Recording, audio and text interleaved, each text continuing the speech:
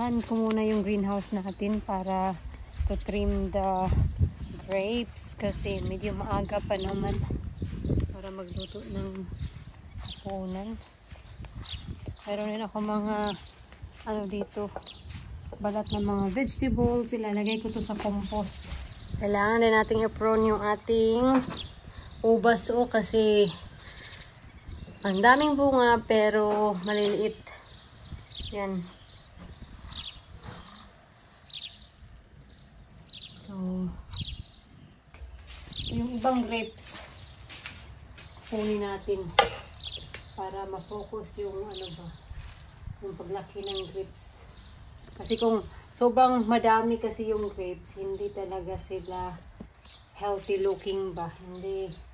Kasi sa sobrang daming bunga, yung iba nagsasuffer.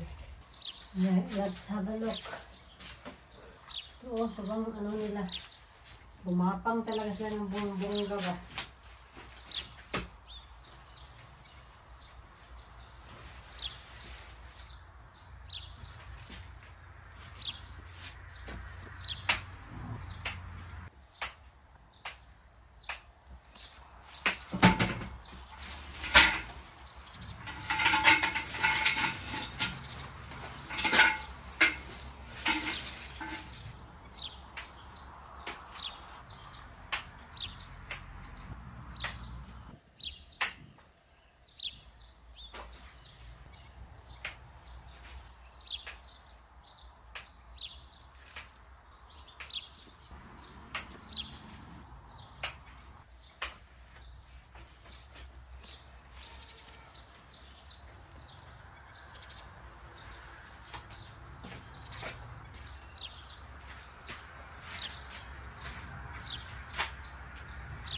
Yan muna yung tatanggalin ko. So, madami pa talagang bunga mga loves, as in. Sobrang daming bunga yung grapes natin this time. Kumpara last year. Yan o, daming bunch. Sayang nga lang ba kasi yung grapes na napili natin is yung pang wine. Pang wine to, hindi yung green talaga na malalaki ba.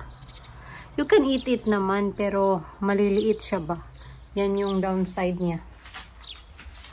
Dito rin oh, ang daming bunga. Yan. Oh, and under here as well. Ang dami. Anyway, let's go inside. Well, itatapon ko muna to. Grabe, ang init ang cellphone ko ngayon ha. Dito natin itapon sa may compost para magamit natin yung compost dito.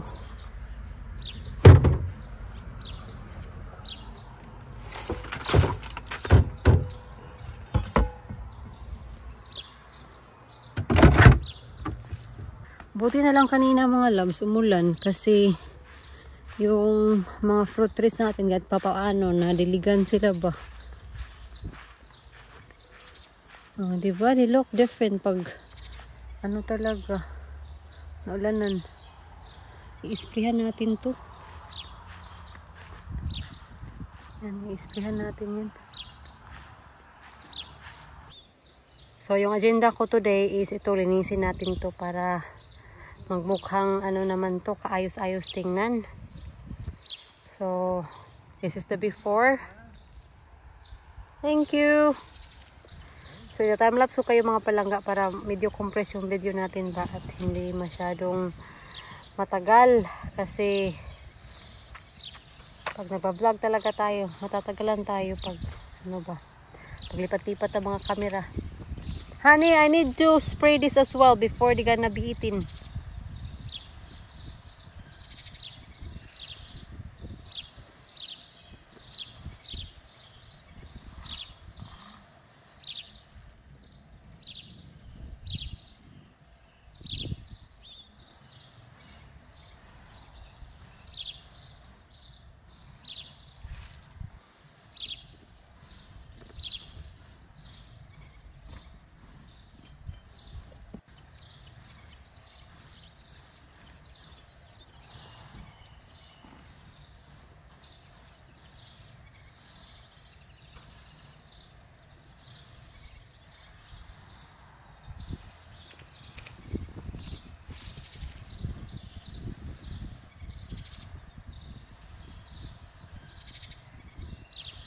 Ayan na yung after. So, tapos na tayo sa bed. We just need to clean around it.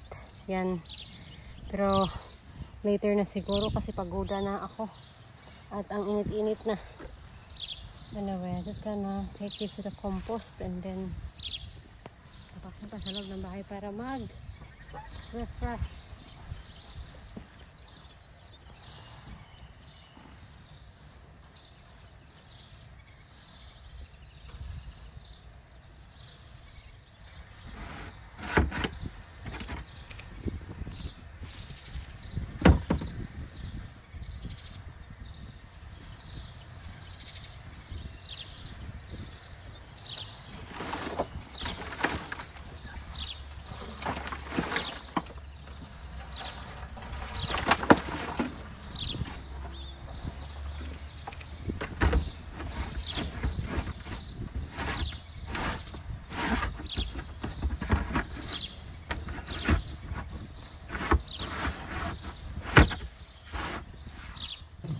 Mag-grocery muna kami mga loves kasi wala talaga ang pagkain sa bahay. And paubos na din yung milk namin. And they have some tissue paper.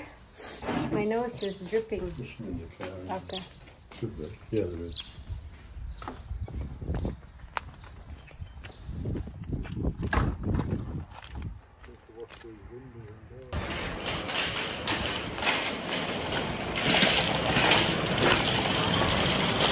Na-miss ko mang grocery sa Tesco.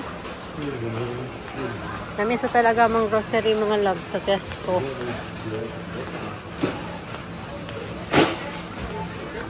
Isang banana. Yeah? This one, oh.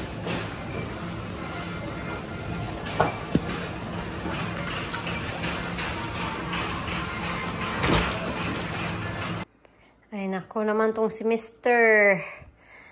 Umalis para mag-shooting kasama si Paul. At naiwan niya yung cellphone niya. At nandito pa naman yung mga card niya. Kain. Na-miss ko to na magluto ha. Simpleng pagkain ba? Sausage and mash. May problema tayo. We're just about to eat our dinner and we heard a cracking noise. Tingnan niyo mga loves. Right in the middle. Kita niyo yan? Basag yung window. I don't know why, how it happened, but yeah. I don't know dahil sa init. I don't think so. Pero, yeah. Something. Seems strange. Yeah, this is it. Right in the middle, Han. Right in the middle. Kasi sabi ko, baka sa init. Sabi ni John, no, I don't think so. Kasi nakaka-survive nga sila sa sobrang lamig. Sa init pa kaya na hindi naman talaga masyadong over na init talaga dito. Okay naman dito. Naku. Problema na naman to. Magkano kaya yung window? Pagpaayos nito. Iligan natin yung mga fruit trees natin kasi nakikita ko talaga na yung mga fruit trees natin hindi siya shiny kasi lack of water. Ha? Huh? Okay. The bite. So yeah, makikita yung talaga ba na hindi sila shiny, which is it means kulang sa tubig.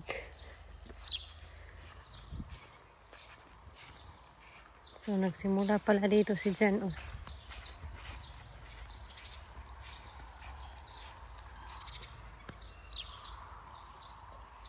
I'm so happy talaga na we managed to clean this dito. Kasi tomorrow, dito naman sa mga gilid-gilid, ititrim natin yan.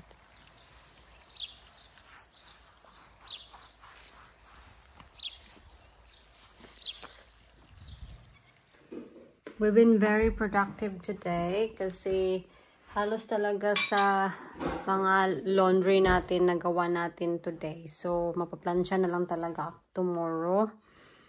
And Yun na lang yung gagawin natin. Lumaan pala si Paul kanina. And ito, binigyan niya ako ng flower. Thank you. It looks very colorful. Lalo na yung lilies. So, dye lilies sila kasi merong blue, purple, yellow, and orange. They look dye to me. Yung, pinasipsipan ng kulay. Para magkaganon yung kulay nila. Naglalagay sila ng seeds sa ground namin. Kasi nakita niyo yan yung wala ng damo. Kasi nagdig sila dyan para to fix the pipe or something. Meron silang, yung council yung nagtrabaho dyan. So ngayon, nag-spread sila ng mga seeds para tubuan ulit ng mga damo. The seed in the grass. Yeah. New seed back in. It looks like it's gonna rain, isn't Yeah, it? that's what they're dashing to get it done before rain comes. Because they've got to roll it as well, you say, get seeds in and then roll it. This is the outside kitchen, is it?